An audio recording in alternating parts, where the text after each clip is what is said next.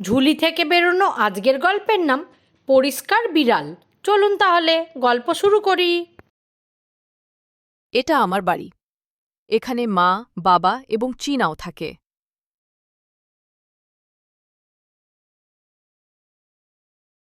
ঘরের সবথেকে ভালো চেয়ারে আমি বসি, কিন্তু কোলে বসা তার থেকেও বেশি ভালো, তাই না?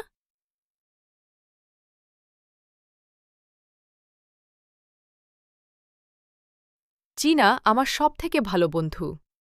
আমি ওর স্কুল থেকে ফেরার অপেক্ষায় থাকি।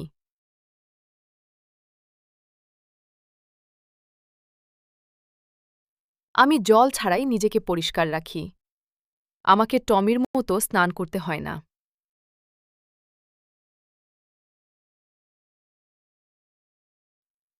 কাউকে বলো না যে আমি এখানে লুকিয়ে আছি। 1, 2, 3, এই ধরেছি।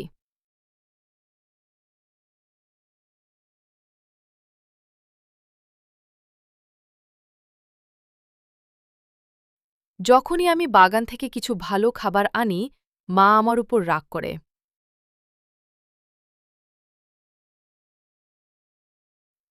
আমি গাছে উঠতে পারি, আমি লাফ দিতে পারি। আমার এখানকার সব রাস্তা চেনা।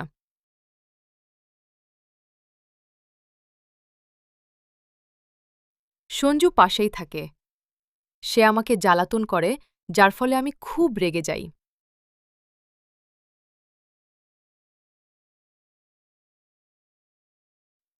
সঞ্জুকে বলে দাও যে সিংহরা তো বিড়াল পরিবারেরই অংশ।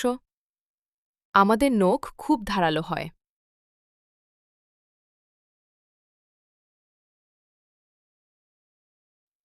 মাঝে মাঝে আমার বন্ধুরা রাস্তায় খুব শব্দ করে। ততক্ষণে আমি নিশ্চিন্তে বিছানায় ঘুমিয়ে পড়ি।